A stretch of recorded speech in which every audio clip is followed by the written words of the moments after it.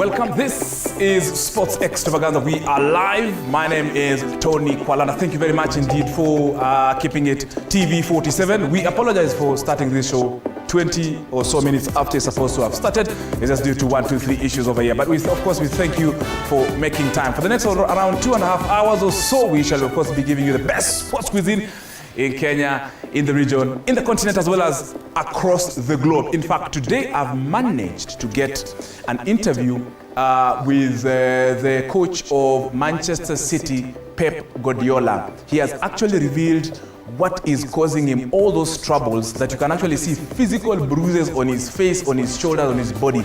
We have that exclusive interview. Of course, it was an interview amongst many journalists, but that, of course, you will not find it any other station, only here on TV47. We also have a lot of other stories that are lined up for you, including a record that was broken in Shanghai, backwards cycling. We have that story right here. I also have a dog from Shanghai that can skateboard. Those stories and much more here on Sports Extravaganza. My name is Tony Kwalanda. We shall be cruising, of course, 35,000 feet above main sea level. My director is my good friend Kevin himself, of course, with a host of other scholars on the sound, and of course, an entire team in the gallery, graphics, what hapa, even my floor manager for in the area, in the house. Now, just before we get into the thick of things, I have the question of the day. Remember, our lines will be open, our social media platform will be open, everything will be open. We are asking you, in your own opinion, which team is likely to win the English Premier League this season and why? Which team is likely to win the English Premier League and why? Remember, of course, the numbers are on your screen. You can call us in live 0795 045 864. You can WhatsApp us a video clip, 20-second WhatsApp video clip on 0793267279. Hiyo ni ya WhatsApp, ya kupiga simu ni 0795 045 864. Cheza kama wewe. Which team do you think will win the English Premier League this season? Talk to us. Cheza kama wewe. And of course, have a chance of winning yourself airtime and of course an opportunity to talk to us on this show. Also on this show, I have a team by the name Kiddie Sports Football Academy. It is a team that definitely is giving an opportunity to boys and girls to showcase their talent, nurturing talent from the grassroots. Wako in the house, wakiongozwa na founder wao Wycliffe Kibisu, wamekita kambi, wako in the area. So stick around for that story in a bit. It's a beautiful story. But first, I managed to speak to the Principal Secretary in the State Department of Sports, Engineer Peter Toom. So we were able to speak to him. Remember, Kenya is hosting the 2024 Africa Nations Championship. That is in 2025 February. It is called CHAN 2024 because initially it was supposed to be held in 2024, but due to logistical issues, it didn't make it to be held this particular year. So I engaged the Principal Secretary, Engineer Peter Toom, to explain to us how Kenya is prepared in terms of stadiums, in terms of infrastructure, in terms of transport, logistics, hotels, sound system, changing rooms. So this is an interview I had, a one-on-one, I should call it an exclusive interview with the PS Engineer Peter Toom about Kenya's preparedness for CHAN 2024. We are very honored and privileged to have the Principal Secretary in the State Department of Sports, Engineer Peter Toom, CBS. Karibu sana. It's good to have you and thank you really for hosting us here at TV47. And thank you also for your great hospitality. It's good to see you after a very long time. And pole kwa kazi. Asante, Tony. I know you're very busy and of course you're getting into a very busy period. Remember, of course, Kenya is hosting and is privileged to be hosting the 2024 Africa Nations Championship right here in Kenya. Kenya, of course, will be co-hosting with Tanzania and Uganda. And of course, for sure, preparations are in top gear. Our stadiums, of course, undergoing renovations and constructions. And that's why we are here, of course, to engage the Honorable PS, Bwana Engineer Peter Toom. Asante sana. Just to get into it, the CAF Confederation, or the Confederation of African Football Inspectors, were here recently to inspect our facilities. What is the status, for example, for Nyayo National Stadium? What is the status? Where are we complete in terms of what they say that needs to be completed, or where are we in terms of how prepared we are for this particular championship? Thank you very much, Tony Kwalanda, and thank you for coming. Thank you. You know, Kenya has been given an opportunity to showcase its prowess or her prowess in hosting some of these very important international games. And for this time round, we were lucky to have been given an opportunity to host CHAN, just like you rightly said, from 1st to 28th of February next year, 2025. You are also aware that we are preparing to host AFCON around July or August 2027. So we are geared towards ensuring that we are prepared for the two international matches, AFCON and CHAN. Now, we had earlier on, like you rightly said, we had earlier on been visited by inspectors, and as a government, we had anticipated to host CHAN in Western. We had the Bukhungu Stadium and we had the Kandui, which we had identified. But when CHAN, the CAF, who are the hosts of, or the rights owners of CHAN and AFCON came and they visited those two stadia, they realized that we wouldn't be ready. The stadia or the infrastructure development there would not be ready for hosting the same in February. So we quickly switched and said, after all, we were preparing Nyayo, we were preparing Kasarani to host AFCON. So we quickly sat down, we talked with them, and we organized and said we are now going to move the hosting of CHAN from Western to the city. And we had already earmarked contractors, and they were on site that were doing renovations for that AFCON. Then the other one was Nyayo, and the requirement was that we finished it to the level, the standard that they required. I want to inform Kenyans that we therefore decided to call them last week just to come and see where we are in terms of that preparation. They came over, they checked the two stadia, and although we were still waiting for the report, we've been given a clean bill of health. What you should also be able to understand is that, like you rightly said, we are not the only ones hosting. It is an East African Pamoja bid. This is Uganda, Tanzania, and ourselves, Kenya. So each of these countries was required that we prepare at least 2 stadia, and then at least 3 training grounds. So again, we chose a training ground at Ulinzi, we chose a training ground at the police Sako. We also looked at Kirigiti, and then there is a training ground that is within Kasarani. Those ones are also undergoing refurbishments. So meaning that with the speed with which the contractors are working, the speed with which we are doing the supervision, the funding that we have been able to facilitate from the ministry, we will be ready for the inspectors to come and see what we've been able to do so that we can host CHAN. I looked at the itinerary of the CAF inspection team. They're also looking at the hotels. They're also looking at how movement will be, for example, from the stadium maybe to this particular place. How is that so far? They also made stops at the Jomo Kenyatta International Airport to see also how prepared that is. And I'm sure maybe there was a report that is on the desk in terms of that area. Oh yeah, apart from the infrastructure for the stadia, they are also looking at very many other aspects of readiness as a country. And over and above the airport itself, the hotels, and the rest of them, they were keenly looking at the movement of people from the city to the stadiums.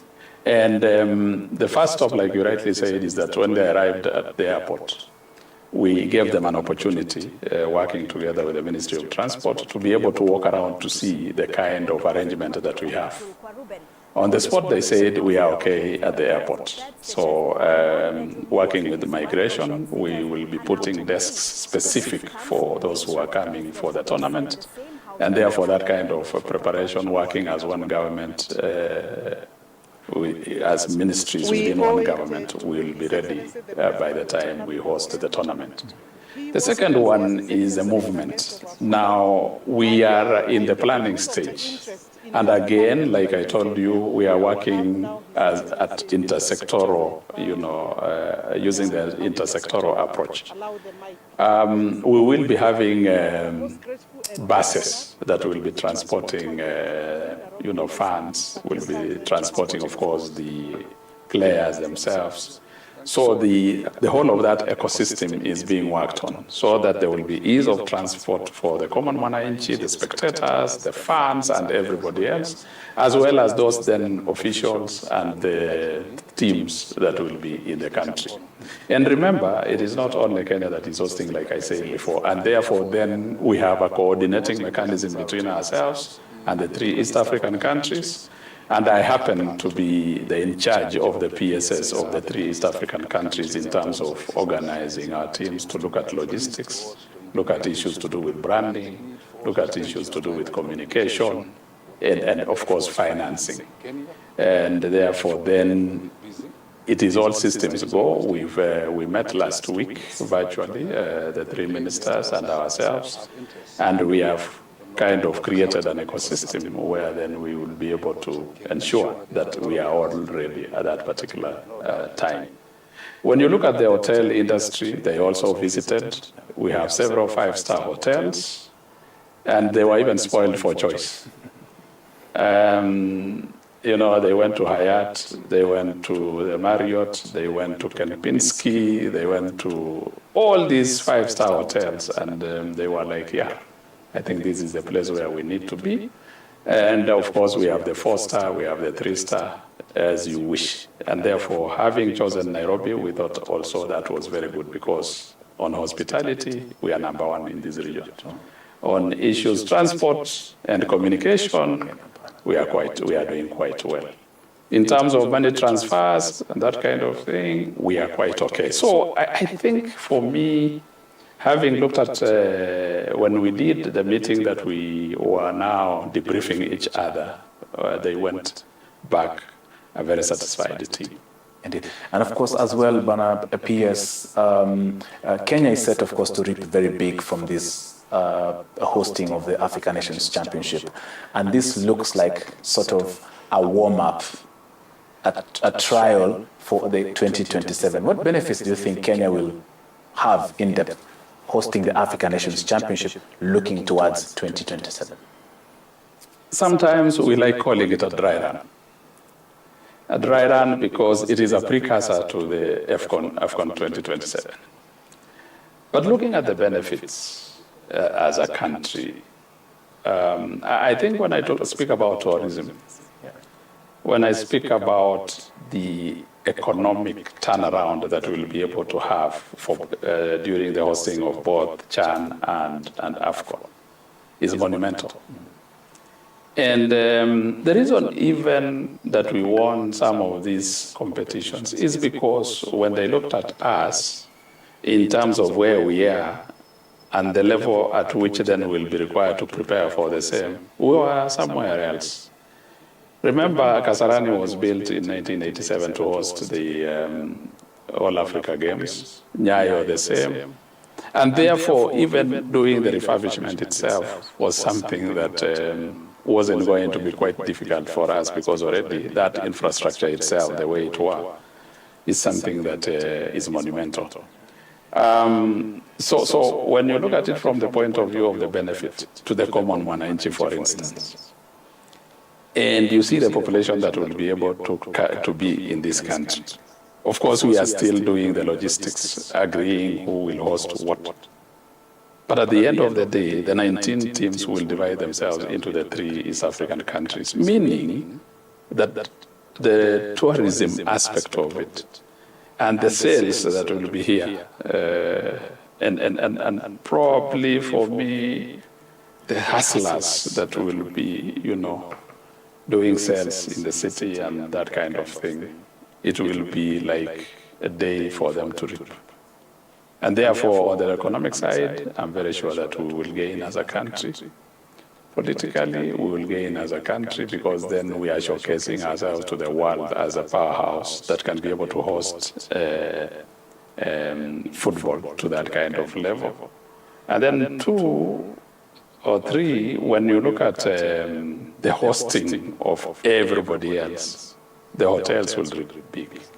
And therefore, economically, I think it's going to benefit the country. Indeed. And of course, we will be having a sort of a conglomeration, or Kenya will be a boiling pot of a lot of talent. We have these 19 countries which are coming, and these are some of the top African nations that we have in football. We have also our local leagues. There's a lot that will be exchanged in terms on and off the pitch. Of course, we've spoken a lot of off the pitch, but on the pitch itself, local teams will get an opportunity, of course, to interact with this. How will that, and of course, as you speak also about the local organizing committee, of course, I know the other East African nations have already done that. You being the head of the East African joint bid, this particular hosting nation, how is that going to look like? And of course, about the local organizing committee.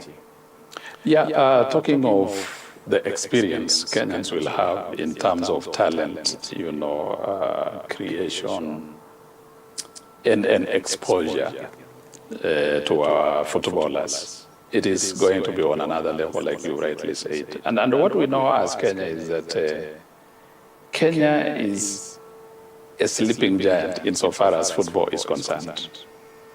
And that is why, as government, we decided and said we must host these 2 international football tournaments. For 2 reasons. First and foremost, for that to allow us also prepare our teams. And when you look at the ecosystem in terms of the preparations that we've undertaken in the recent past, it is on another level. Meaning that the excitement on the side of the footballers themselves, because of what we have done as government, is very high. But 2 is that we are going to expose the same group of people to an international match. And therefore, they can be able to weigh themselves where they are.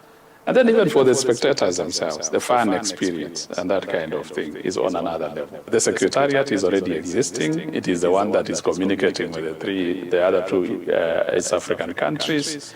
And they are the ones who are providing logistical support for planning. That is a team, the secretariat is the one that meets the AFCON, the CAF inspectors whenever they come, and they are the ones now, of course, who undertake to ensure that what has been said is done. And of course, PS as well, I know of course, this government is high on giving an opportunity to the hustlers. Correct. So those, of course, who can actually do business. Are you looking at curating something, for example, during this African Nations Championship that can give an opportunity to the Mamamboga or to the Boda person during that event? For example, of course, for the hustler bazaars that you've always been putting in these kind of events. Looking at something like that in our football tournament in February? Tony, when you see what we've been doing whenever we hold sporting activities like Safari Rally, like golf, the MKO, what you've realized is very constant with the hosting of these international sporting activities is the Hustler Bazaar thing. You might call it something else. It could be Hustler vendor system. It could be a Hustler Bazaar system. It could be anything. But at the end of the day, that is very, very critical. Because what we are saying as government is that let people compete, right? Let us also, on the other side, grow talent. Let us monetize that talent. But at the end of the day, there is a common mwananchi also who is part and parcel of the support system. How do they gain? They gain by ensuring that they hawk their merchandise in an organized environment. And therefore, it is the responsibility of the government to ensure that as we now have the tournaments running, we also have these people do some economic activities in a controlled environment that then allows them to work and also enjoy what is happening. So that has been organized specifically for our country. That secretariat that I'm talking to you about is the one that has organized to ensure that the hustlers around Nairobi and elsewhere benefit financially from the influx of human beings that will be coming either as spectators or participating in the sporting activity, football. In case Plan A doesn't work, how does Plan B look like? And since now that you are the head of the three nations, how does Kenya compare to Tanzania and Uganda? The only places where we have Plan B is insofar as issues to do with the training grounds are concerned. Because we also want to have a spread, and that is why they only require 3, but we have 4. That is a Plan B, right? But because we have had Kasarani and Nyayo identified, and of course, Kigiti as a training ground, Ulinzi as a training ground, and the ones that I spoke about, we don't need to come up with Plan B. The Plan Bs that we've been doing is to ensure that we walk the steps, each step with the inspectors, so that we have a control mechanism in our development of that infrastructure that ensures that in case we want to veer off that we've been told to do, they come in very quickly and we check. And that is why we've given ourselves a time lag of 1 month between the time we are completing the infrastructure and that time that we are hosting the CHAN, so that it gives us leg room to be able to reorganize whatever has not been organized. And the mere fact that they have come twice and they have given us a clean bill of health. And of course, they have also told us what to do in specific areas, like on the areas of grass and that kind of thing. We are working together to ensure that once the product is out, we don't have to have had a Plan B, for instance. Because we are focused, we've had our financials right, and we know what the output is. And PS, of course, are some of the partners. You talked about the other 2 East African countries. Yes, please. And on a comparative analysis, I think we are working together. Okay. Because we've opened communication lines.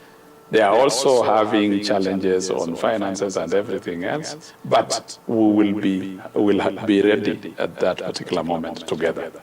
Right? Because if you look at Kasarani, for example, we are around 90% complete. And the 10% that is remaining, I think 17% that is remaining, or 13 thereabouts by as of today, is just something that had to be waited for. You know, the lights, the sound system, and that kind, and the sound system. You look at Nyayo, what we are saying in Nyayo is that we are not going to complete the canopy in Nyayo for purposes of CHAN. We will not. We just want to make it ready for the hosting of CHAN by putting the lights, by putting the changing rooms and everything, and all those are almost complete, so that in phase 2, we can now prepare for the AFCON, and we have a time period, and we'll then put the canopy and everything else, right?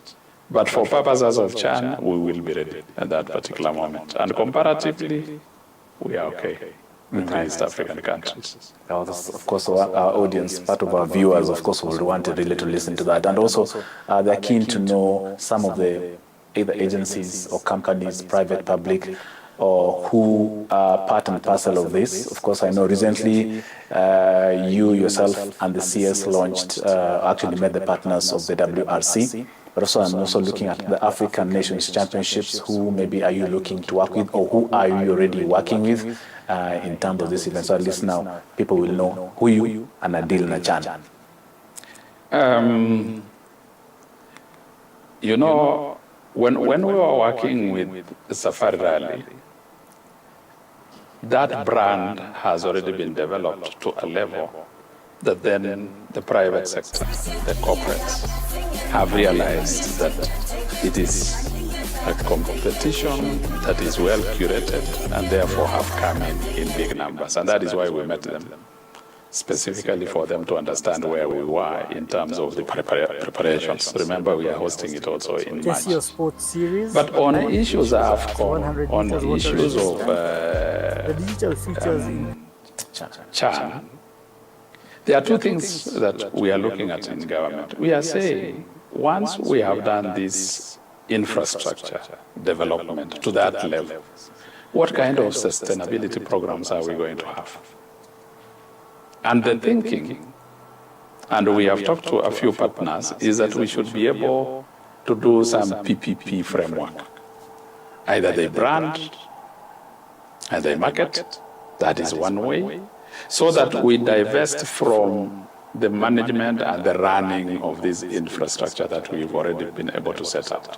When you look at Talanta, for instance, it is a 60,000-seater stadium. This one in Kasarani is around 55 or thereabouts. The Nyayo one is around 20. When you look at that capacity, and you see the kind of entertainment and functions that will be required to be hosted in these places, we want as government to have and we are working on our policy, by the way. You remember the other day we launched a policy team that is going to look into a framework. Because of this thinking that we are having, we need to have a policy framework. So what we are saying is that going forward, we must have a management sort of system that then ensures that this study remain at the levels that we have prepared them for even international use in future. And therefore, we are still at the identification process of the same. And at the same time, we are also working on the policy, so that once we have identified these partnerships going forward, we will be working under a certain framework that has been thought through. And that is why we've told this team that by March next year, they should be able to give us a draft of the policy framework that we need to undertake generally on issues sports. Indeed. Of course, my last question, Bwana PS, about now that you're into this infrastructure development in the country, especially in the facilities, how will this be replicated maybe besides Nairobi? How will it be? I'm sure you're looking also, this will be, as you're saying, the framework, the policy, the committee will stipulate that. But are we looking at other counties really enjoying the benefits that Nairobi is enjoying in terms of sports infrastructure? Of course. You might have realized that AFCON is going to be hosted here in Nairobi and Eldoret. But let me go back and probably give you what we are doing as government in terms of sports. One is that the ministry has a responsibility of identifying talent. The ministry has a responsibility of nurturing that talent, and then ultimately do what we call monetizing. You cannot be able to identify talent when you don't have the right infrastructure.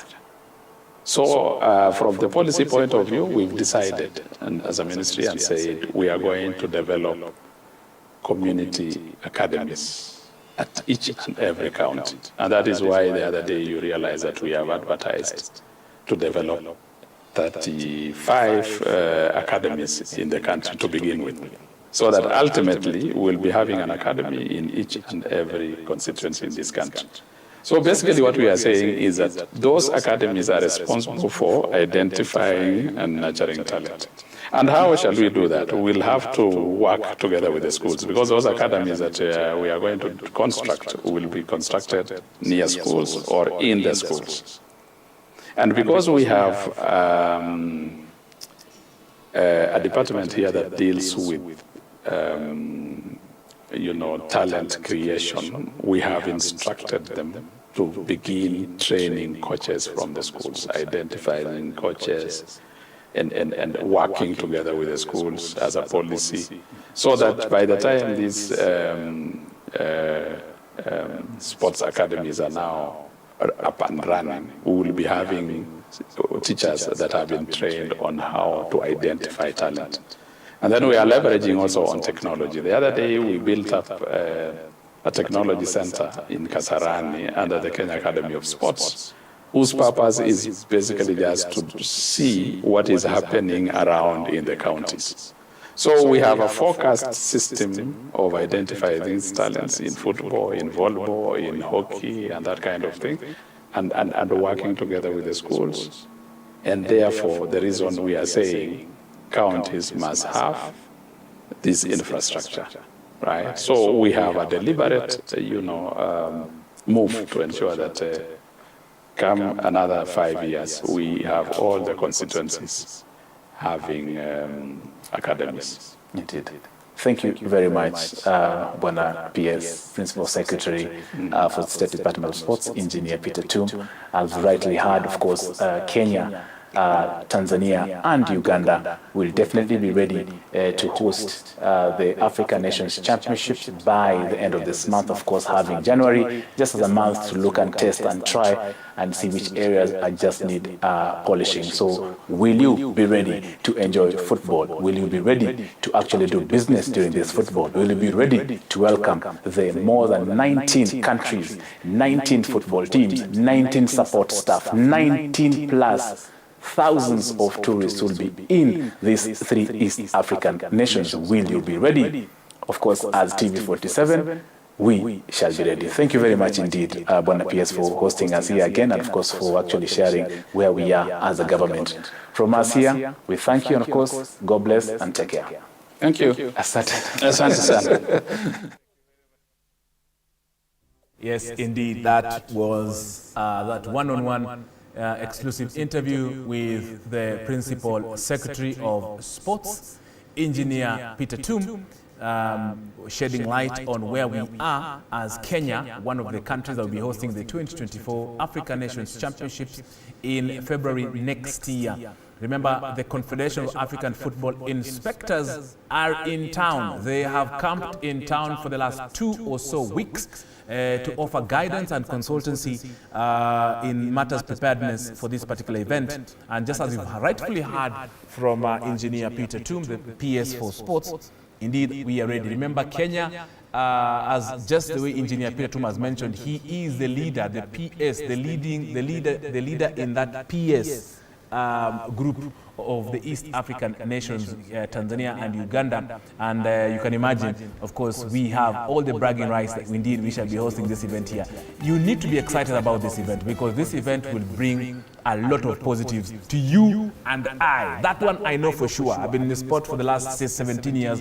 I know how important these events are. Also, of course, also on this particular show, I'll be showing you the other countries that have successfully been announced as hosting the World Cups. So you can imagine Kenya is doing a warm-up for the Africa Cup of Nations. You just never know. It might not be in our lifetime, but Kenya one day will host the FIFA World Cup, or whichever World Cup of any status, because you're already even hosting the World Cup in Raleigh. That is the WRC. Imagine, tuko hiyo already hapa hivyo. So remember, that is very important. If in case you want to have that particular interview in full, be sure to find it on our social media platforms. On Facebook, that is TV47 Kenya. You can also find it on X. That interview, you can also find it on TV47 Digital.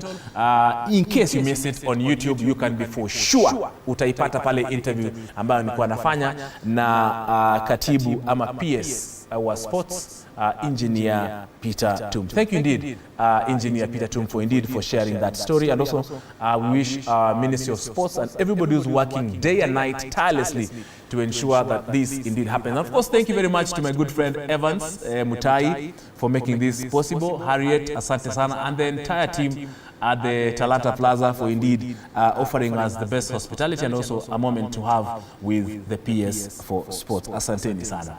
Now, later on, of course, after the break, I don't know if my director can advise me on this. We shall be having an interview with some lovely talent in football. Boys who are doing wonders at Kiddy Sports Football Academy. That itakuja huko masaa 11 kule mbele. But let me take you to the Kipchumba Karori International Volleyball Tournament happening Day 2 of the Kipchumba Karori International Volleyball Tournament happening at Eldoret National Polytechnic in Uasin Gishu County. Yes, fireworks. The top elite teams, like all our top teams in our Premier League in volleyball are down there. The champions KCB, wako huko. Prisons, wako huko. GSU, wako huko. And remember, this event has attracted teams, has given opportunity to teams in all categories. 1, the elite men and women wako huko chini. 2, teams za mtaani, self-sponsored teams. Zile teams za huko mnasemanga mnacheza volleyball mjapata opportunity, they are in this particular event. Teams from colleges, universities, primary schools, secondary schools, all of them have converged at the Eldoret National Polytechnic to try and get their hands on the over 2.4 million Kenya shillings prize money that will be given to the winners tomorrow at this particular venue. So let's listen to some of the organizers. I managed to speak to Paul Bitok. I also managed to speak to one of the other sponsors, as well as the chairman of the Kenya Volleyball Federation in Eldoret. We had it now, that's when it became international, Paul Bitok International Tournament. Then after that, now we have moved up and made it even bigger.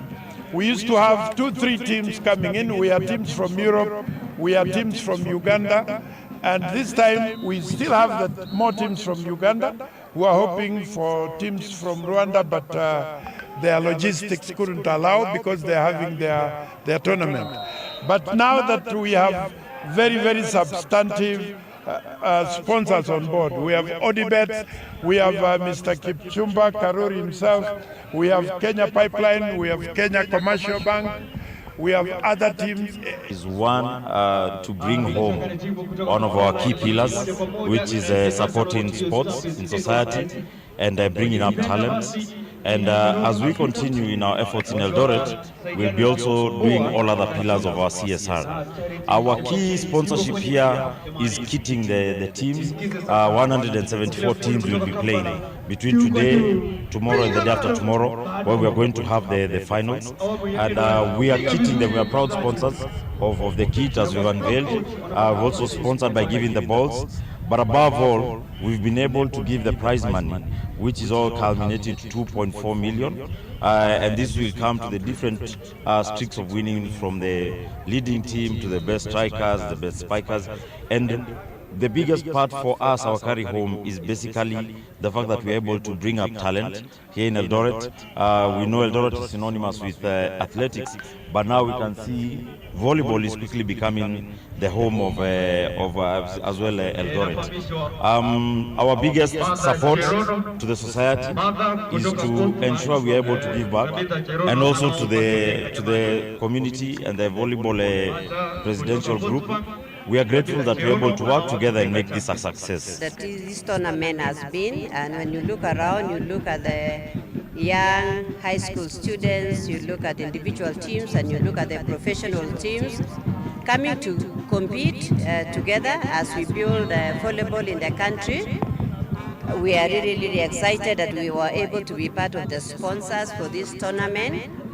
This is not our first time to do sponsorship for volleyball. We've always done it. Last year we sponsored KPC at 50, a tournament on our own as Pipeline. We take volleyball as our brand, as Kenya Pipeline, and this year we have 2 teams, KPC A and B, competing, and what we are looking forward is really to see development of talent in this tournament, and seeing young players rising up, becoming competitive, and seeing an interaction between the young players and the senior players in an effort of mentorship and support.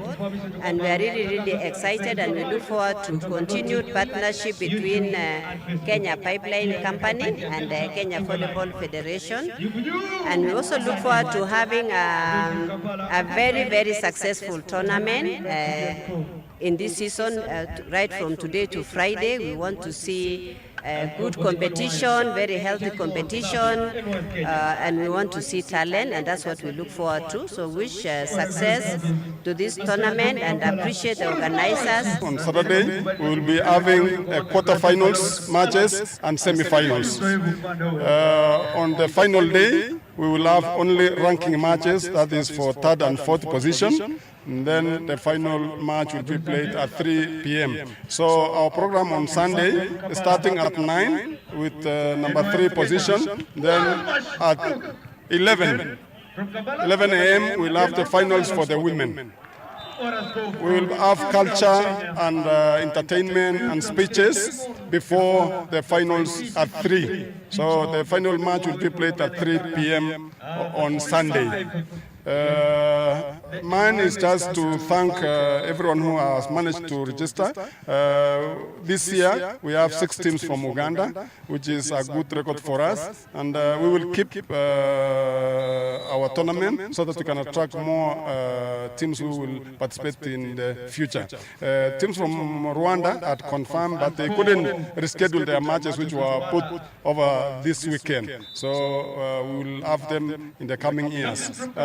For the sponsors, I have no words. Just thank you for coming. Odipet, I'm very happy to see all the self-supporting teams being kitted by the Odipet.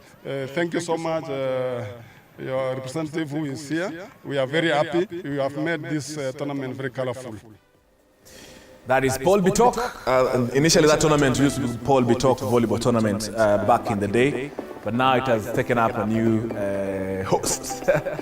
That is for Kipchumba Karori International Volleyball Tournament. This is Sports Extravaganza. This is live here on TV 47 every Saturday, 4 to 7 p.m. is the place to be. Thank you for our viewer all the way from South Carolina. We appreciate you from Charleston. Clearly, I'm just looking at our feedback coming through, of course, on our socials. Sateni Sana from the USA. This show is international. I told you just the way the tournament in volleyball is also international. Remember, after this very short break, we have some lovely kids, boys who are actually doing wonders.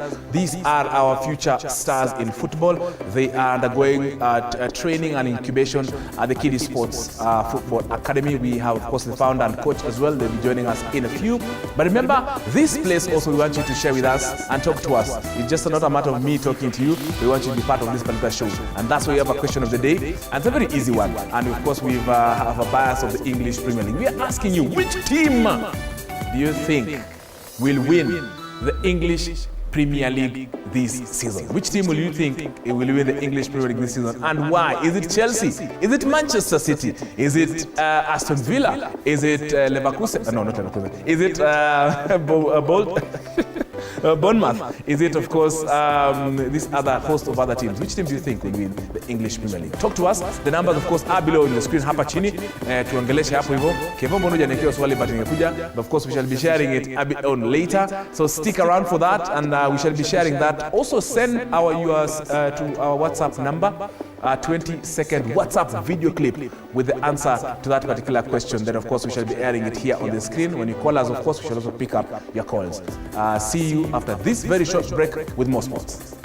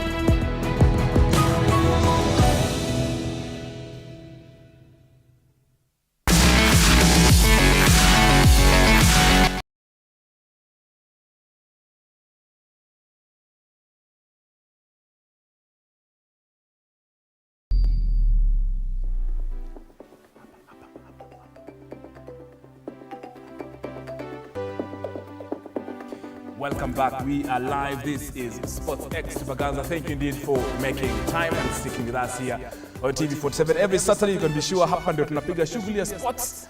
My name is Tony Kwalanda. As you can see clearly, we have decorated our high table here on Sports Extravaganza.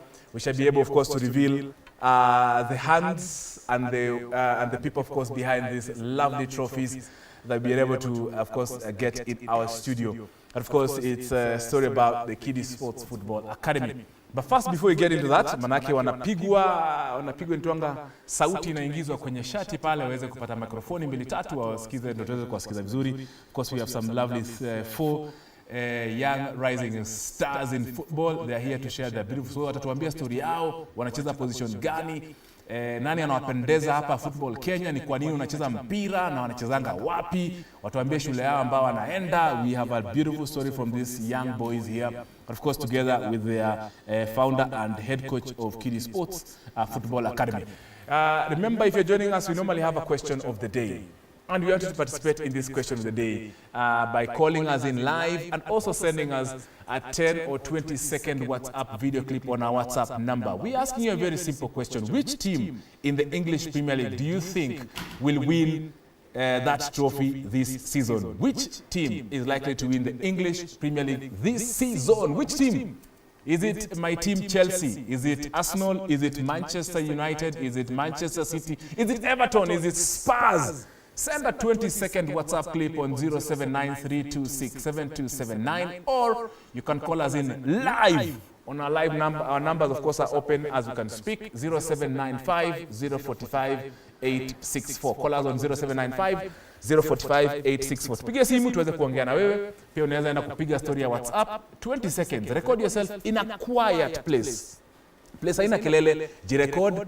Tuma 20 seconds, tuambie timu gani unafikiri itashinda na ni kwa nini. Piga story kadhaa 2-3, of course we should be able to share that on this particular show because this show is about you. Now, just before we get into this story, let me just read one story. There is a research or a study that was done by the Aga Khan University concerning exploring sexual and gender-based violence against women in sports in Kenya, and of course the impacts and interventions. So that study was done, and of course it was done by, and remember it was commissioned by the President's advisor on matters rights, and of course provided a direction in terms of what needs to be done next. Remember, 63% of the respondents from this particular report remember, there are people who were known in this particular issue. Now, this event that was held earlier this week in Eldoret City in Uasin Gishu County, presided by, of course, Harriet Chigai, who is, of course, the women rights advisor to the president. It is becoming apparent that 37% of the sexual GBV cases, emotional abuse 20%, and of course 18% exploitation, 10% physical violence 6%, and of course sexual harassment 1%. This was statistics done, of course, by the Aga Khan University report, a complete report that was done. Now, fans and coaches account for the largest percentage of most notorious perpetrators of sexual and gender-based violence at 38% and 21% respectively. Now, 48% of the respondents believe more needs to be done to tame the rising cases, as the report shows there is lack of awareness and education on what constitutes SGBV and offenses. Let's listen to the President Advisor on Women's Rights, and together also with the AK President. When I stand for activity, the issue of GBV in sports is complex and multifaceted. It requires a comprehensive approach that addresses the root causes of violence, provides support for survivors, and promotes culture of respect and safety for all. Athletes, particularly the female athletes, often face unique vulnerabilities. The presence or the pressure to perform, the demanding training schedules, the power imbalances within the sports ecosystem create an environment ripe for abuse. It is true that women are more vulnerable even in our situation. That has been proven. even in the report that has been given here. And these are extreme violent cases of abuse in athletics that we have experienced. The young men have refused to push themselves to match up with the strong, upcoming girls. Young men in this room, stop being shy. I want only to advise at least that stop exchanging boyfriends. That is the challenge. I remember I was asking one coach last week, part one, why did you decide to marry this girl from, why did you try to take away the wife of that young athlete? He said, but that athlete gave me the wife, I decided to marry her, and now we are living happily. Thank God that we have cancelled the man who has left the wife, and he has accepted to give out that wife. So it is a big challenge. At least try to be yourself. When you have one boyfriend, die with that one boyfriend. Don't roka here and there and there. That is the problem we have here. The report by Ministerial Committee on Gender Welfare and Equity in Sports revealed that training camps are mostly managed by men. 76% of the managers and technical teams are male, with the remaining 24% being women. The report further revealed 80% of federations are run by men, with women left to run only about 20%. So you can see the imbalances and why the issues of the femininity in sports is not being handled. This leaves the female athletes, who most of the time are young and inexperienced, under the mercy of the male coaches, teammates and managers, who at the time are listed as abusers. The report recommended the Ministry of Youth Affairs, Creative Economy and Sports to ensure camps are run and managed by women. It further identified retired female athletes who can train, coach and mentor the rising talents. Some of these victims were living not in an official way. Because when you ask the parents, for example, where is your child? They don't know where the child is. So it is a matter of come we stay. Now that come we stay, nobody, the parents do not know where their children are. They have not gone back to the, in the African culture, we have got a way of bringing people together, or getting people to stay together, whether in marriage or whatever it is. But when the parents do not know, then who else would know? Even we in athletics, how do we get to know? And therefore, the parents, guardians, have got to be involved in this, and particularly education. We are talking about the girl child. When will we give the boy child the platform to speak? Wakati gani kijana ataongea? Madam Chigai, you'll address that maybe when you come. When will we give them the platform? They speak. Wakati vijana wanaitwa hapa kijana na msichana, mnaona huyu kijana hata hawezi angalia huyu msichana kwa macho. He is shy and he is the man. So wacha tupe pia vijana nafasi waweze kujisema, kama wako na makasiriko waongee, ndio tuweze kuwaelewe, ndio tuweze kujua how are we going to address these menace. There is the need to review the laws and regulations within the sports industry, cutting across board. There is need to review the conduct of coaches by putting in place standards of who can coach. There is need to register and regulate all coaches and putting a proper database in place. There's the need to make the relationships between the coaches and the athletes and put barriers to such conduct.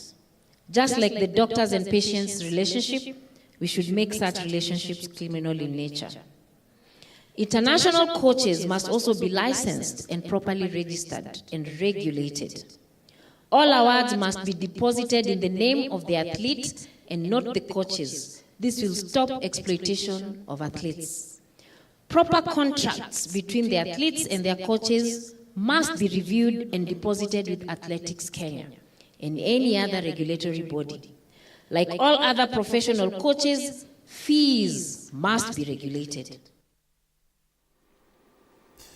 That is, of course, Harriet let me just get the name correctly, ndio sasa nisitumiwe maneno. So that is Harriet Chigai, who is the President's advisor on women's rights. We also had the Athletics Kenya President or Chairman, Lieutenant retired General Jackson Tuwei, of course amongst other leaders and civil society on matters to do about GBV, sexual in sports. So now we know, of course, the government is doing a lot. Remember, there was also should be a committee that was, of course, unveiled by the CS for Sports, Kipchumba Murkomen, that is led by one over the top, of course, sports legend sports in the country to address this matter. This is Sports Extravaganza. My name is Tony Kwalanda. We are live, remember, on this show across all social media platforms. On Facebook, tuko live. On X, tuko live.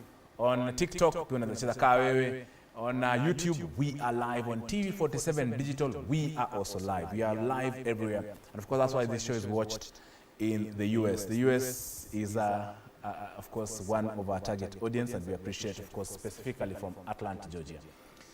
Now, this is the time, of course, I want to welcome my lovely guests, my wonderful stars, our and your upcoming Kylian Mbappes. These are the rising Kina Odegaard. These are the rising stars in football. These are boys who definitely mark their faces, mark their names. They will definitely be rocking football in and out of this country. And of course, they are currently being incubated, of course, being trained at Kiddie Sports Football Academy. And I'm joined by the founder and head coach of Kiddie Sports FA or Football Academy, Bwana Wycliffe Kibisu. Karibu sana kwa TV47. Asante sana Bwana Tony. Na asante sana kutembea hii maeneo. Nice to be here. Yes. Asante. Tunashukuru. Of course, we also have, in fact, I will just let the coach himself to introduce his team, because I cannot introduce a team that is not mine. Coach sasa ndo introduce nani ni nani, anacheza wapi, anafanya nini. Coach, to introduce, of course, from Joshua. Asante. Yes. First of all, my name is Wycliffe Kibisu, founder and head coach at the Kiddie Sport Football Academy. That is located at Kikuyu in Kiambu Sub-County. We are based at Kidfamaco Primary School. That is where we train from, alias Estadio de Kiddie Sports. Yani mmeipatia mpaka jina ya Kifaransa ama hiyo ni ya Kispanish? Hiyo ni ya lugha gani? Hiyo ni ya Kifaransa? Hiyo ni ya Kifaransa. Very well. Very Asante. Well. So yes. With me here, yes. I have players from different categories. Yes. We have, right from here, we have Joshua Madeka, yes. who is an under-11 athlete. Yes. He's a striker. Very good. We have Victor Mungai, an under-13 athlete, yes. who is also a striker. We have Denzel Anyona, yes. who is an under-7, a central holding midfielder. Yes. Then on the extreme, we have Liam Maina, yes. under-9, a striker. Very well. Thank Wonderful. You have all categories are represented here. Tell us about why these categories specifically. Tuambie kwa nini hizi categories. Umesema under 13, umesema under 11, under 9, under 7, yeah, under 11. These categories, tuambie about all those categories. Why those categories, and how do you get into those categories? Yeah. Thank you very much. Actually, we have placed these athletes in different categories. The very first one is under 5. That is 4 to 5 years. We have under 7, 6 to 7 years, under 9, 8 to 9 years, under 11, 10 to 11 years, under 13, 12 to 13 years, and under 15, 14 to 15 years. Yes. Why do we place these athletes in their various categories? Yes. We are following the standards of football, yes. so that when they are training together, they might get knocks which might be career-threatening injuries. But when they play into their correct age bracket, you realize that it's a neutral, and each category has got its own coach. They don't just train together, no way. Each category has got its own coach who is impacting the skills in them, so that now they move to the next category, and also, they train differently. We have some skills that you cannot train under 5. Yes. They are for under 7. others for under 9. So that's why we have placed them in those various categories. We dish them the skills bit by bit, just like the normal curriculum, whereby a grade 1, you can't give a grade 7 curriculum to them. True. Asante. Indeed, well done. Wacha tuanze na whichever language you want to use. And of course, my director, Kevin, you have some videos of kiddie sports, which I managed to request from Wycliffe Kibisu, who humbly, of course, shared with us some videos of this young talent training at one of their grounds, huko kwao, Kikuyu. Let me start with Joshua. Joshua, tell us about kwa nini, why do you love playing football? Why do you love being a striker? When did you want to become a striker? And of course also tuambie which school also you come from. Hello, I'm Joshua Muo Matheka. I come from New Highlight School. I am in grade 6. I started football at 7 years old. I love football because it's my hobby. Indeed. Well done, Joshua. And of course, Victor, wacha tukuja kwako pia tuambie which school you come from, which your age, why you love football, when did you start playing football, and of course also you can add who do you want to become in future. Unaona kama mimi when I was your age back then nilikuwa nataka kuwa defender ule anitwanga Vincent Company, lakini sasa mimi naona nimefika kwa studio. So tuambie vitu kama hizo pia as well. Hi guys, I'm Victor Mongai Kinothia. I play at Kiddie Sport FA and I am in the category under 13 and I play as a striker. Why I love football? Because it is really my hobby. I really love football. I started football at the age 5. Yeah. Well done. Of course, tutarudi baadaye mtuambie mlijoin lini Kiddie Sports na kwa nini mlichukua Kiddie Sports. But wacha tuende kwa Denzel. Denzel, tell us, tuambie which... Hi. Yes. I'm Denzel Anyona from Kiddie Sport FA. I play central defensive midfielder. My school is Kikuyu Township Comprehensive School. I play for under 7 category. And I'm representing the whole under 7. Thank you. Well done, Denzel. Liam. Good afternoon. My name is Liam Maina and I'm from Makini School. Yes. And I play as an attacking midfielder. Yes. Why I loved football because I got inspired by the football players. Indeed. Thank you. Well done, Liam. Asante sana. Indeed, Wycliffe, you have a bunch of wonderful, well-trained, of course, boys. Let me ask you, which recent competitions have you participated in? How did they perform? Or how do you get into competitions? Remember, of course, they're in school, they have to balance homework, they have to balance training at shule, and of course training at football. How do you mix all these things plus all the tournaments that perhaps you've taken part in? Thank you very much. As you can see, the athletes come from different schools, but when they are together, you can't know because we are under Kiddie Sport. Now, we normally train over the weekends when schools are on, that is Saturdays and Sundays from 2:30 to 5:30. We believe by then they'll have done their homework, they'll have done their chores because we believe in hands-on activity. So that's when we train them. When schools close, we train thrice a week, that is Tuesdays, Thursdays, and Saturdays.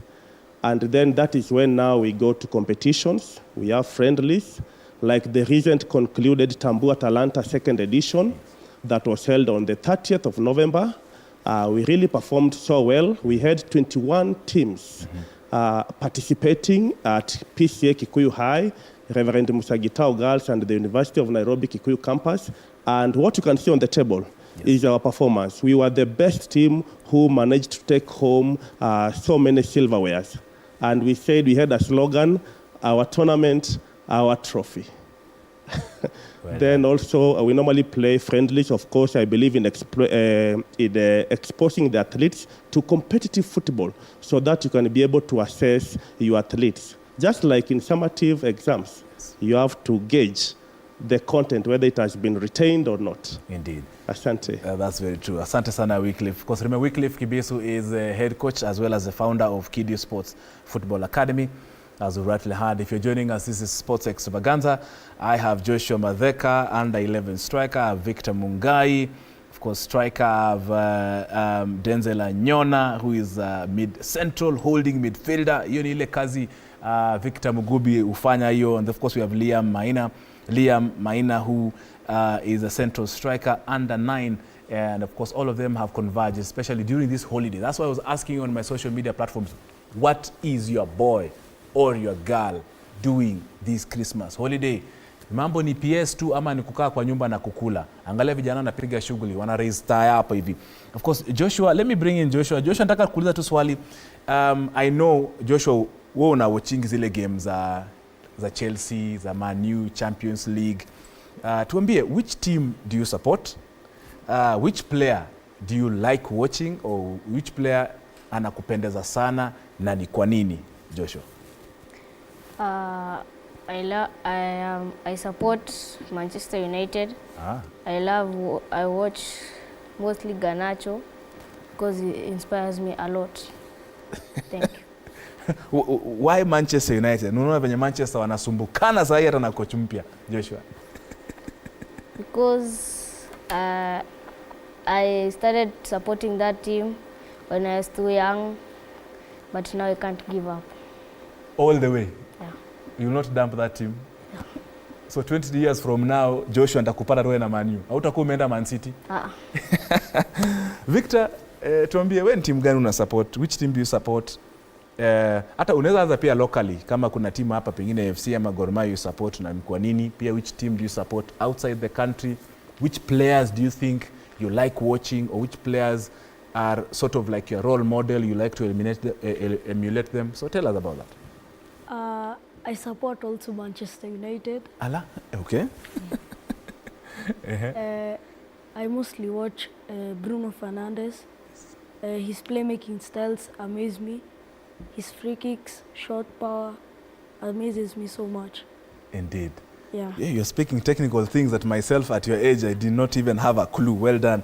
Denzel, yourself, which team do you support? Maybe in Kenya, or which team do you support in the English Premier League, for example, Man U, Arsenal, or in Spain, if you have a team in Spain or USA, which team and why?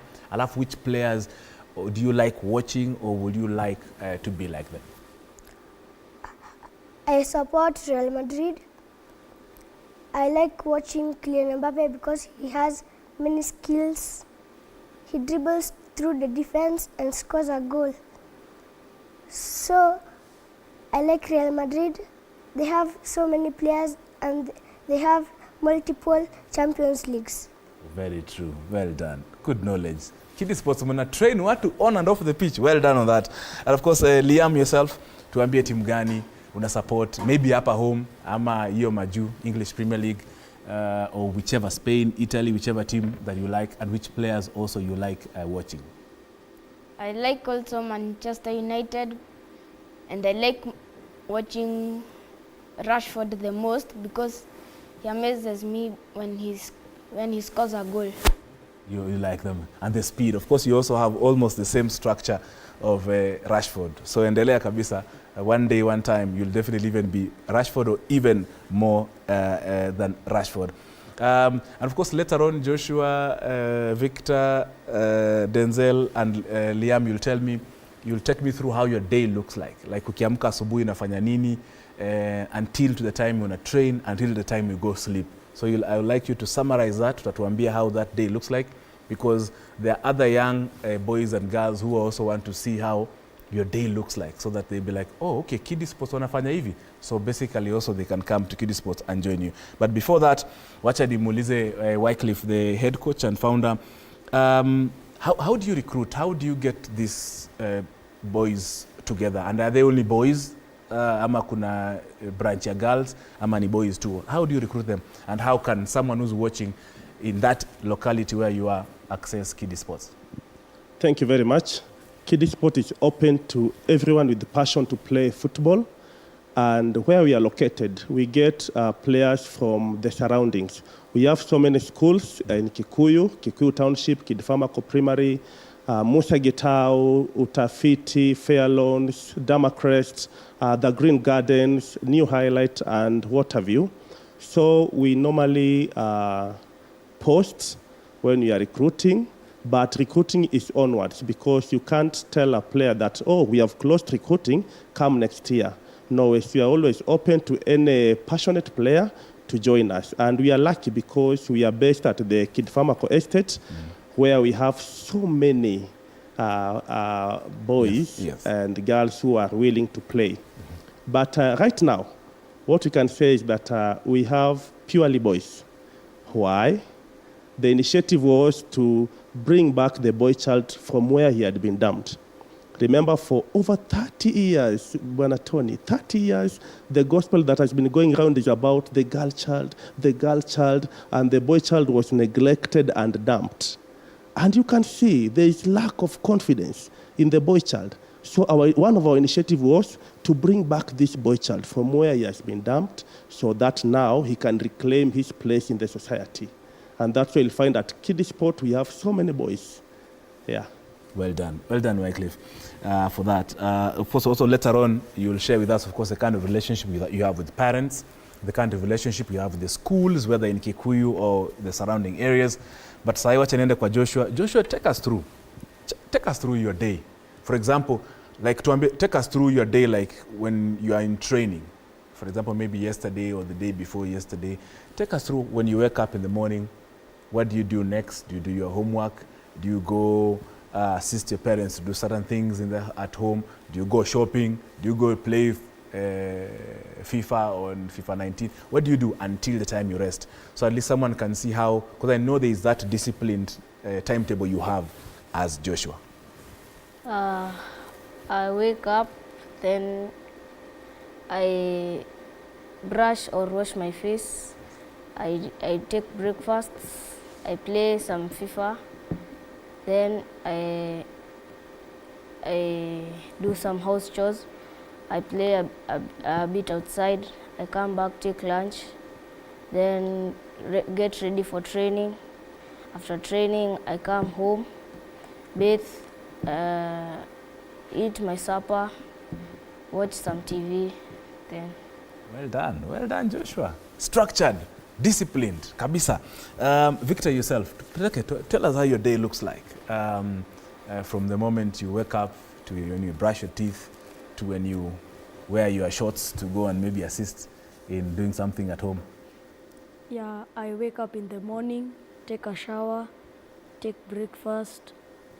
After breakfast, I play some games outside and indoors. Then I help with some house chores also and prepare for the training session. And then after training, I come and take a shower, play some games, watch some TV, then I go to sleep. Well done. Denzel, how is your day look like from morning after you've dreamt in the night? When you wake up, take us through till the time, of course, you come back to sleep. I wake up, I eat breakfast, then I make my bed, I do the house chores, then I brush my teeth.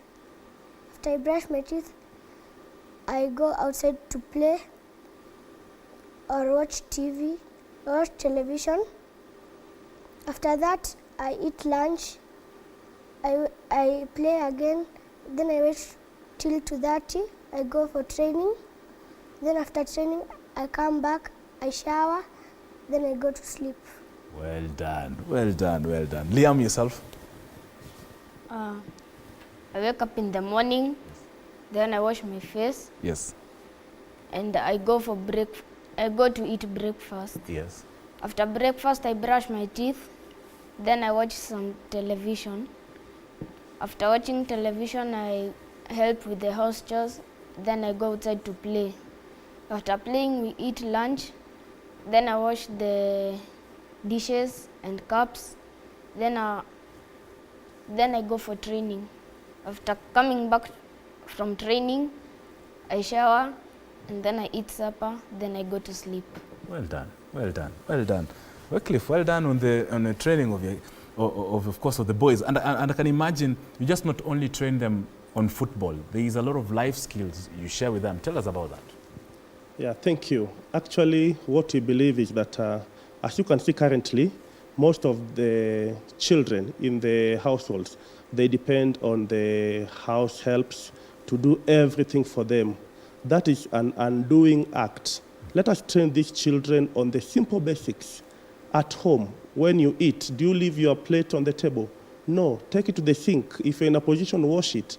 So we teach life skills, education to these athletes. We normally have a program, and they know that they have to report back. What did you do at home before you came for training? I washed the dishes, I helped in sweeping the carpet. You see those small tâches here and there.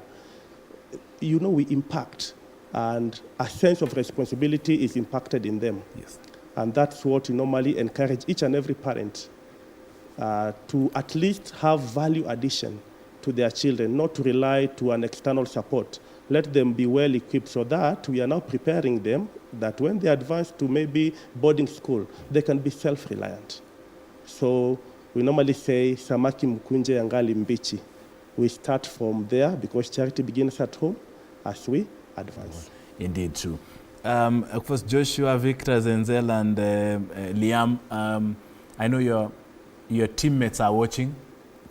I would like to give you an opportunity. Maybe if you have any teammate or teammates you like to send a shout out to live on TV, because remember they will want you to say hello to them on TV. It's very important. If you have someone you want to give a shout out to, whether those who you play with or those who support, like those other coaches, please, Joshua, you can tell them thank you, or you can tell them, you can just tell us who they are or what they do to you or how they have assisted you so far. Joshua. At first, I want to thank my mom for supporting me through the life stage, because she's the one who brought me to kiddie sport. She taught me well, and I want to thank you, coach, my coach, for teaching me some skills. Thank you. Well done, well done. Victor, yourself, any person you want to, say thank you to for supporting you in your football, the ones who have been there for you, who've supported you, whether at home or whether when you're playing at kiddie sports, or whether you are at home, you can always give a shout out or a thank you to them. It's very important. Watasikia vizuri sana ukiwasema jina yao kwa TV. Yeah, I want first to tell my parents thank you, because if it were not for them, I will not be playing for kiddie sport. And I also thank God I have an opportunity to express myself as a football player. Yeah, and I thank my coach for training me to be a striker, because at first I was not a striker, but now I have really changed. I also thank my best friend Iano. Yeah, thank you. Well done, Victor. Denzel, who do you like to say thank you to, or who would you like to give a shout out to? Your teammate, your parents, your guardians, your cousin, your brothers, who always are there to support you, have walked with you in this football journey? I thank my parents and my sister, because they helped me to develop skills. They made me to come to kiddie sports. Now I've developed many skills. Now I can score many goals. Thank you. Well done, Denzel. Liam, yourself, any person, any individuals, parents, friends, coaches, assistants, support staff that you like to thank or mention? First, I would like to thank my parents, because without them I wouldn't be training at Estadio de Kiddie Sport. Then I want to also thank my cousins, because they came to watch me on live. Thank you. Karibu. Well done, Liam. Coach Wycliffe, of course I know you have a host of other support staff that you work with, who are they? How are they engaged with you? How do you engage with them as well? And partners maybe that you also work with. Yeah, thank you. First of all, it's a shout out at the principal of Kid Pharmaco Primary School for allowing us to train there. She's Madam Anne Joyce Chege. We want to say thank you very much because without her allowing us to use the facility, then we could have struggled. You know very well that infrastructure is one of the challenges affecting most academics in the country. Yes. I have a team of coaches. I have each category has got its own coach. You have Coach Ken, you have Coach Dan for under 11, Coach James for under 9, Coach Eugene for under 13, we have Coach Jose. All of them, we are doing work harmoniously. Remember, we started in the year 2023, yes. But right now you can see the silverwares that we are having. It's because of teamwork, dedication, and passion. So a shout out to them. Also, we have parents who are fully into it because kiddie sport is purely supported by parents. They're the ones who are facilitating the program. And without you parents of kiddie sport, our dream wouldn't have been realized. It will have remained a mirage or a wish. So thank you parents for really supporting us, and also the community at large. We are really embraced at Kikuyu. If you come to Kikuyu and ask where is kiddie sport, you will be shown the way.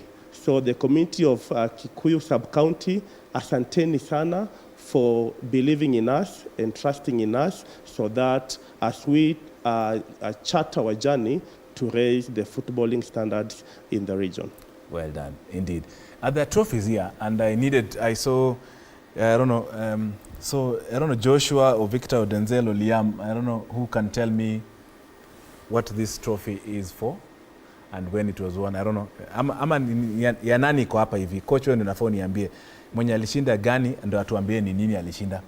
Sasa nitakuachia hapo. Wewe unaweza sema ni gani, alafu huyo mwenye alishinda hiyo alikuwa kwa hiyo tournament atuambie ilikuwa ni nini. Asante. Actually, these trophies ni categories, eh? Yes. Hiyo ndogo ni under 5. Hii ni under 5. They were number 2. Well done. Walipigwa 2-1. You can imagine how competitive it was. That was a tight game. Kudos to 365. Well done. Yes. Then the other one was won by, it's a position 3, silverware, won by under 7. Yes. Who are number 2. We also have the one for under 9. Yes. They were number 3. Yes. We have the other one for under 13 and under 15. Under 15, yes. Yeah. So kuna zile individual awards, they were won basically by under 7. We have the Golden Glove by Henry. We have the best scorer by Andy. We have MVP won by Sean Masharia. Well done. Yeah. Well done. Well done indeed. Na hizo walibaki nazo, they are celebrating the Christmas. Zilikuwa mingi mngeza kubeba zote. Exactly. Well done. Yeah. Well done on that. Joshua, before I let you go, I just want to ask you one thing.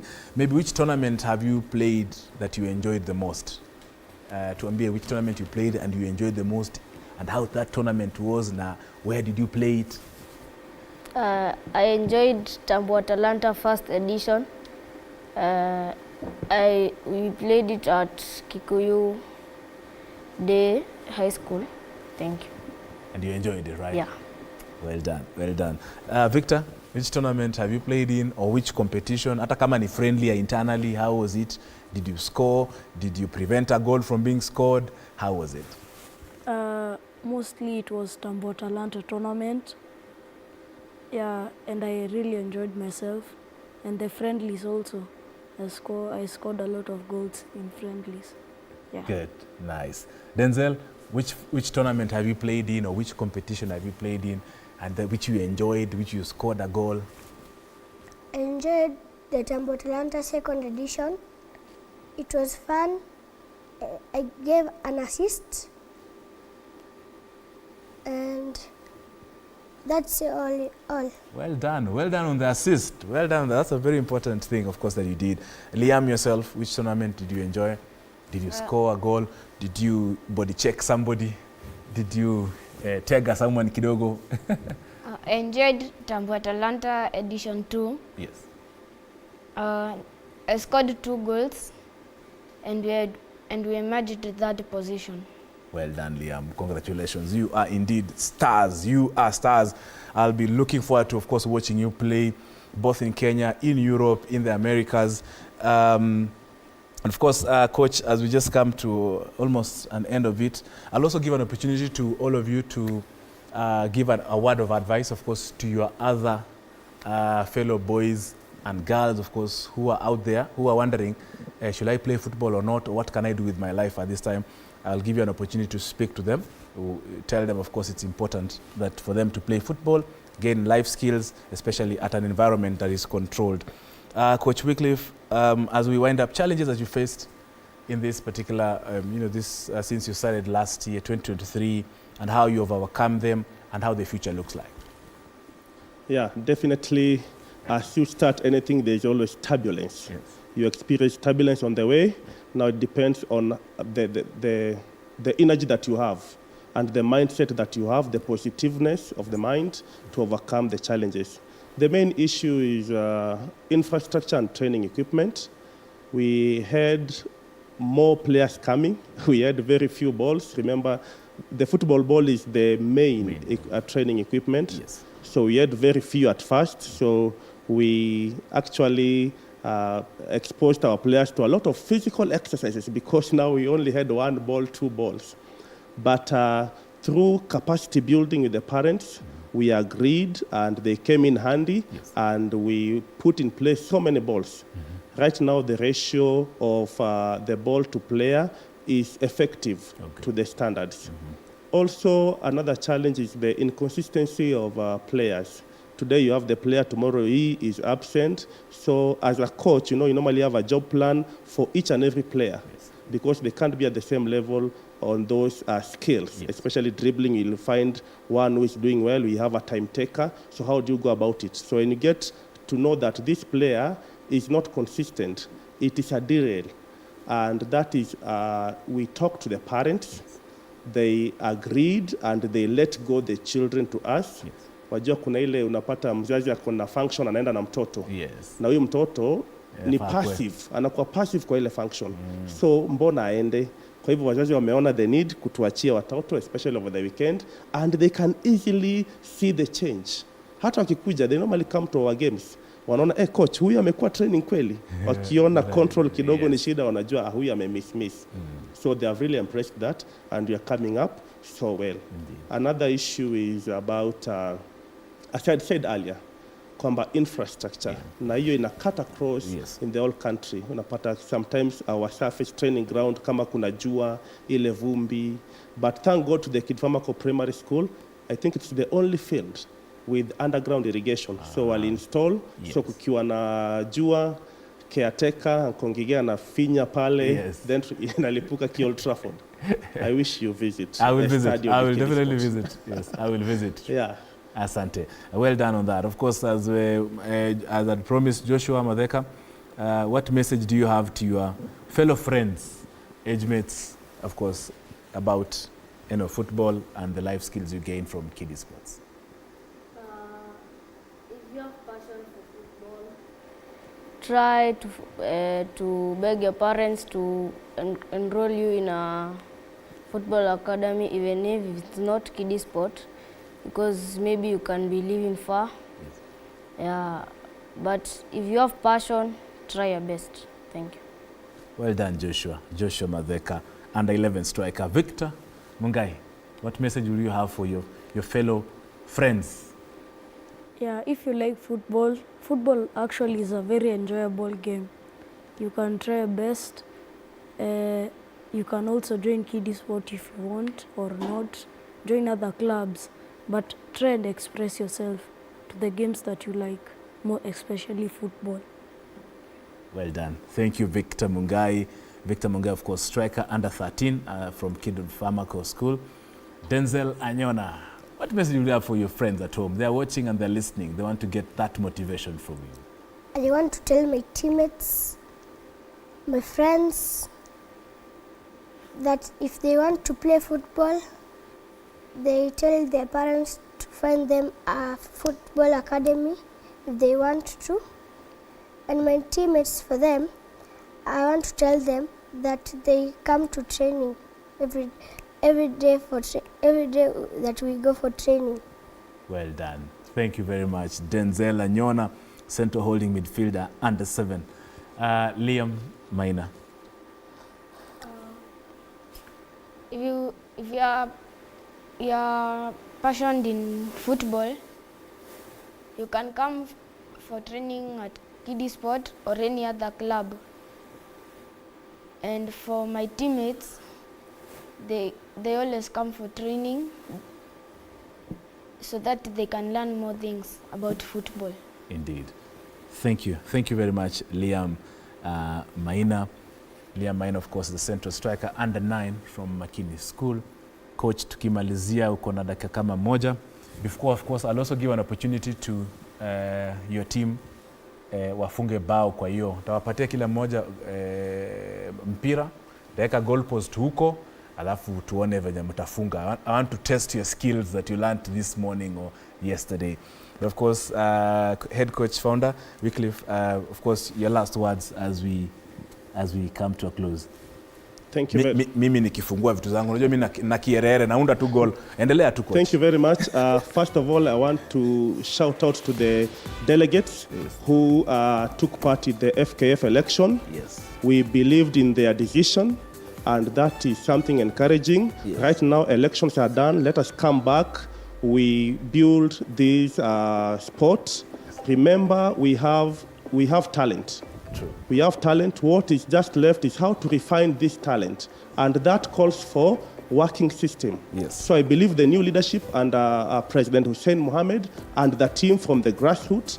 And I want to shout out to my FKF chairman, Bwana Godfrey Masolo of Kikuyu. Yes. Please let us hold hands. We identify this talent at the young age. We refine them so that now we can showcase and make this sport a career opportunity, just like in engineering and any other profession. True. And also to the parents of Kiddie Sport, Asanteni, let us continue the journey. It is never in vain. True. To our viewers, you can be a supporter of a team. That alone is encouragement. So you can get involved actively or passively for the love of the game. Yeah. Let us always do what is right out there, and let us engage parents who are out there watching. Yes. Let us proactively engage our children. Don't just tell that child that is bad, yet you don't show the right thing. Like ours, you hear they watch TV. They don't watch cartoons. Do you watch cartoons? No. They watch football, something that is impactful in their upbringing. So that is it. And that's what you are doing. And remember, we don't lose the battle. We keep on pressing on. So tuendelee hivyo hivyo. Indeed. And we know we shall be there. Sawa, Liam, bole yako ndo hii kuja, and then of course Denzel yako ndo hii katikati, then Victor yako ndio hii, and then Madheka yako ndio hiyo. Sikujeni. Sasa kujeni. Of course I want each of them will start. Mimi nitoke hapa, acha nitoke. So wacha nani, wacha nitoroke niende huko, mnataka. So of course we'll start with our striker. Hata tuone skills zako zinaendaje Liam. Tufungie bao hapo. Ukimiss Liam by the way unafanya press up scar 20. Well done, well done. Congratulations. All right, Denzel Anyona, of course we want your goal there. Well done. Congratulations. Hiyo naweza itoa tu ikuje, yes. And of course tuende kabisa Mungai. Lazima ichape framework. And of course good friend Joshua. Joshua of course center pale tuone. And then ikipigwa pale ile rahisi kabisa. Of course if you can dribble the balls, juggle any ball, please feel free to juggle balls. You can come here, just come in the middle here and dribble your ball. Liam kuja udribolie huku, hapo katikati tu. Dribble it anyway, cheza, weka kwa mapaja, kwa kifua, rusha tu. And of course that is Kiddie Sports. Thank you very much to the entire Kiddie Sports DFAM, wale wana support. You're doing a wonderful job. We appreciate that you actually were able to allow these young stars, of course, to come over here in the studio. Asante sana Wycliffe Kibisu and your entire team for actually raising up this wonderful talent. We shall be taking a very, very short break. But of course, I'll leave you with them, juggling them. Of course, nikipatiana shukrani zangu. Then of course, I'll see you after this break. Asante. Thank you very much. Thank you very much.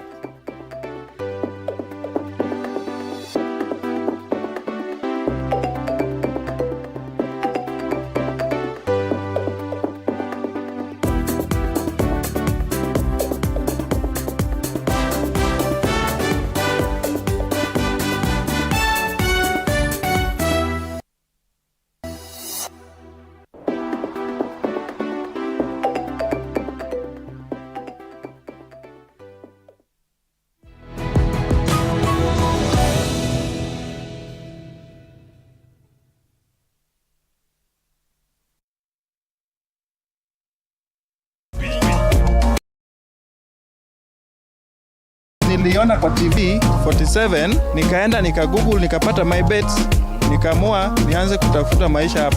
Kitu ya kwanza nataka nimalize nyumba ya mama yangu ambayo imekwama. Sasa nilikuwa naomba nikipata tu hii pesa nimalize nayo nyumba ya mama yangu, alafu ingine ambayo imebaki ninunue TV kubwa. Sasa nilikuwa na watch mpira yote, sasa sitaki hata moja ni watch. Na nimekuwa nikimtia moyo na mwambia si give up, siku moja tutasucceed. Sasa mimi kuamka kama saa 6 hapo kitu ikasema uende uangalie result zikoje. Mimi nikaenda nikapata bet yenye nilikuwa nimeekelea, nimewin. Hii duvi bado hii yenye naendeshaga ni Aaron. Kwanza ni yenye nimebakisha kuwalipa ndio nitawalipa. Nilikuwa Facebook. Niliona pia mwenzangu alishinda, nikasema hata wacha mimi nijaribu. Kidogo lazima niinue pia mzazi hata ajue pia mimi nimeng'ang'ana upande mwingine. Pia uko na kitu. Maybe ni kitu sure. Na ukijaribu kama mimi utashinda pia. Nipigia akanielezea vizuri na juu mimi nacheza bado na bet ndio sasa nikaamini at least ni ukweli. Wakati walikuja wakalaunch dosika na EPL pia nikaendelea kuwekelea. Nilifurahia kutoa, niliona kama naota. Ndio nikarudia kuangalia nikaconfirm nikaona ni ukweli. Watu wate plus msichoke kuwekelea tu. Iko siku itafika kama hii ya leo. Na siku njema uonekana pesa ikiingia. Pesa ikiingia, pesa ikiingia.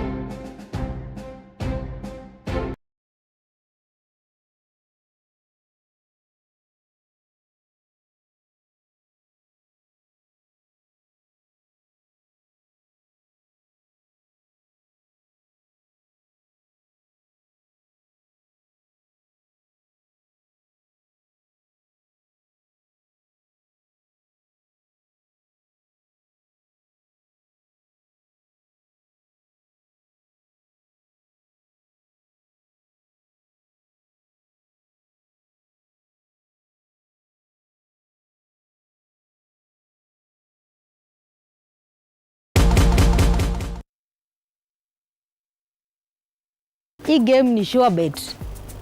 Niliweka 40 bob na siku imagine 200,000 to my account.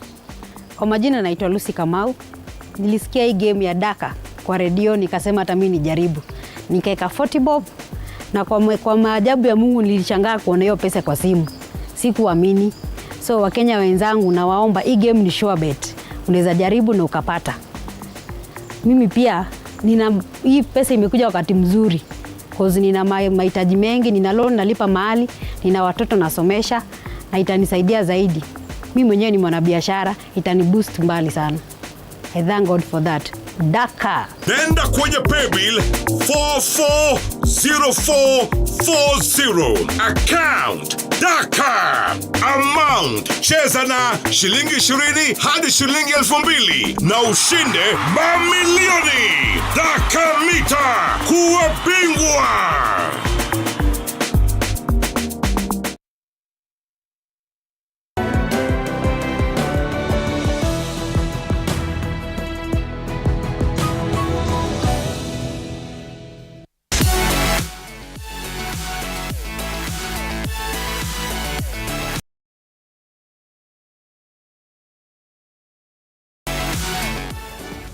This is live. This is Sports Extravaganza. My name is Tony Kwalanda. Thank you for staying with us from 4 p.m. all the way till now. For sure, you have, of course, been having the best sports cuisine with you. Remember, we started with the Sports PS on Chan. Tukaingia mambo mawili matatu kuhusiana na football. Of course, we have just immediately have, of course, had an interview with the team from Kiddie Sports Football Academy, of course, led by head coach and founder, Bwana Wycliffe Kibisu. I had the honor, of course, of having Joshua Madheka, Victor Mungai, Denzel Anyona, and Liam Maina. Those are some of those boys who are actually gaining both skills in football and life skills during their training. So thank you indeed for that.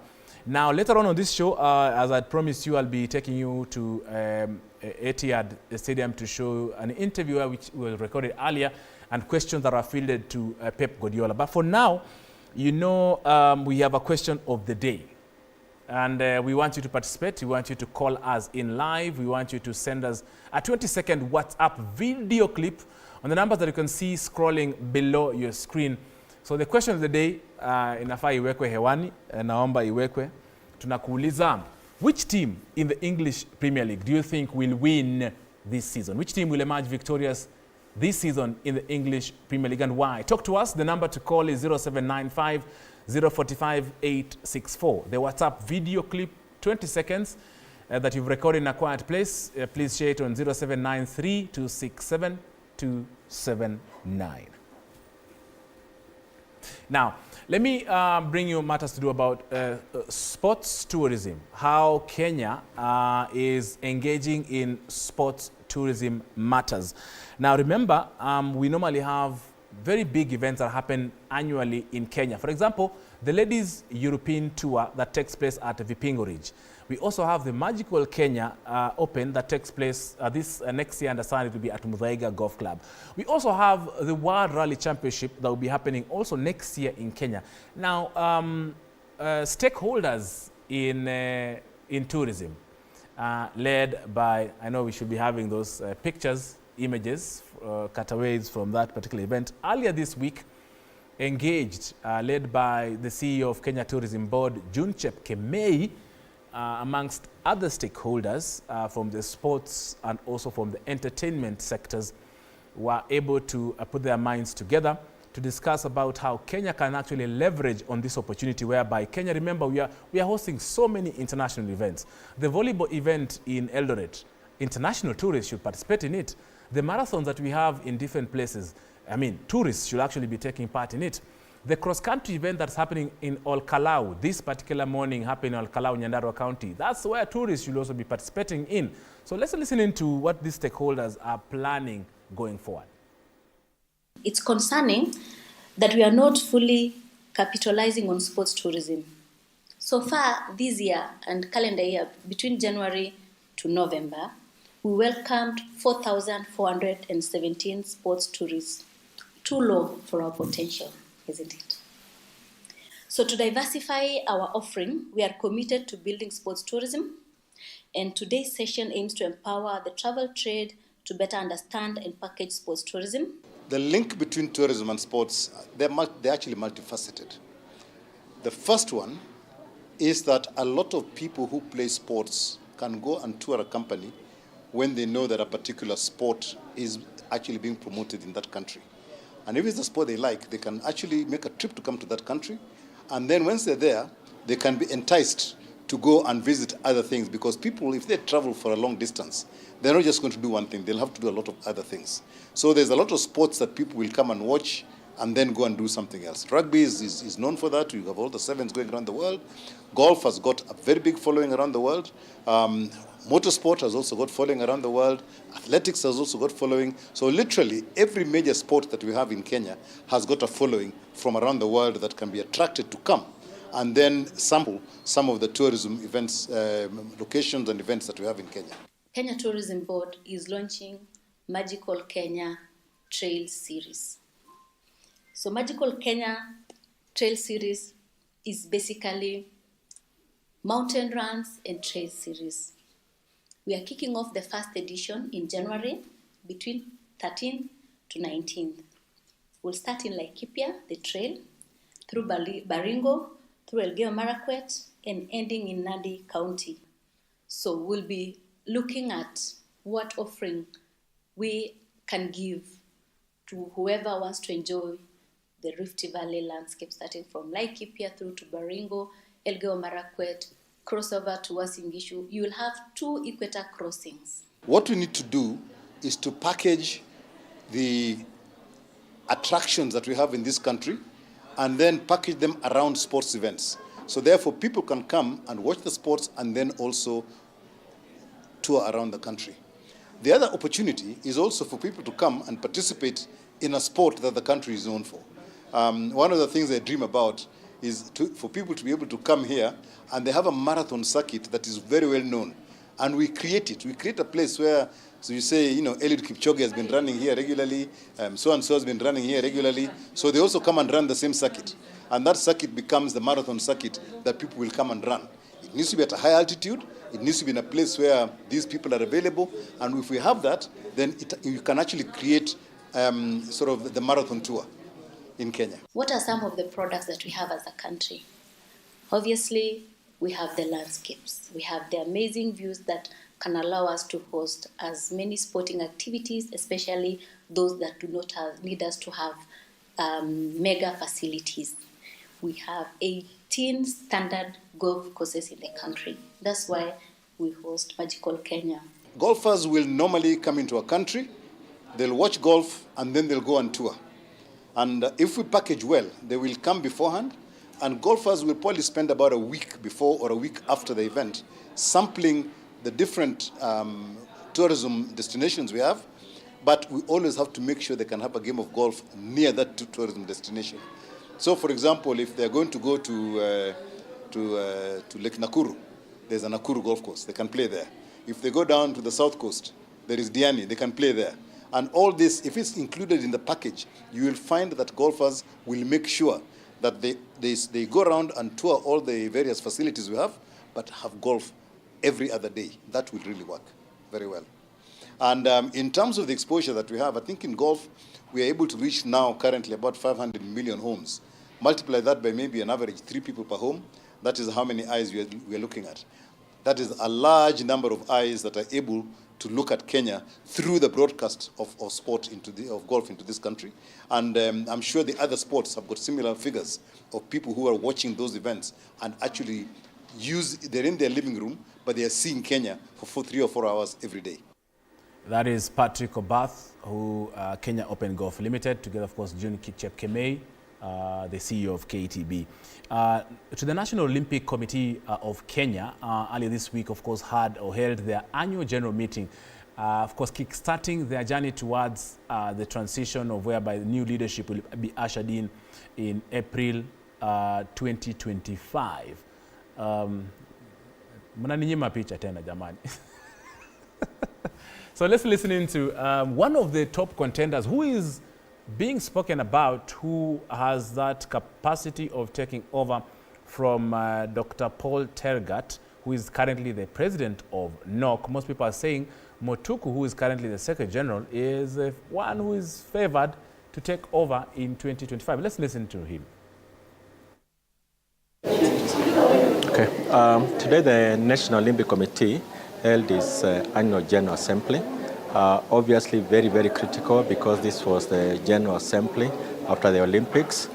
And also as we move towards the end of the Contrannual period. Contrannual period is the number of years in between the Olympics, which are normally 4, where we have a lot of programs, a lot of activities culminating in the Olympics. We come back as an executive to be able to report to the General Assembly who are our members, who are the people who have given us this golden opportunity to be able to serve the sports, to give them a report of the operations for the last 1 year, to give them the book of accounts, to show them what we've been able to achieve, and to also introduce any new thinking, new resolutions we can be able to do. So one of the most critical elements today was to report back on how the Olympics happened, how we were able to manage it, what lessons we picked, and what the way forward is. We were able to project to the General Assembly the very many international events and sports activities which are happening between now and early 2028, and to call upon the federations to start preparing and collectively to be able to say that we want to rewrite the narrative of sports in Kenya by early preparation. That was our big message, that the lesson we've learned. Okay. Today the National Olympic Committee held its annual General Assembly.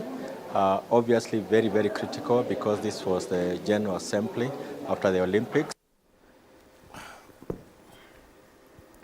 All right, this is Sports Extravaganza. My name is Tony Kwalanda. We are live here on TV47 every Saturday, 4 to 7 p.m. Remember, tomorrow is a big day in the English Premier League. And of course, that's why we're asking you which team you support or we shall be winning. Now, the English Premier League is at a position whereby Manchester City are finding themselves in a very tight rope. Remember, tomorrow, Manchester City are hosting Manchester United in that Manchester derby. That game is big. Remember, Manchester City have won only one game and lost 7 in their last 10 fixtures. Now, Pep Guardiola earlier today was put to task by journalists like me about very important questions, and definitely he had answers. Take a listen. Priorities and social media companies to do more after being racially abused on Instagram. I'm obviously guessing that you are in full support of Kyle, but what are you doing as a manager, and what are the club doing to support him? First, it's unacceptable, but not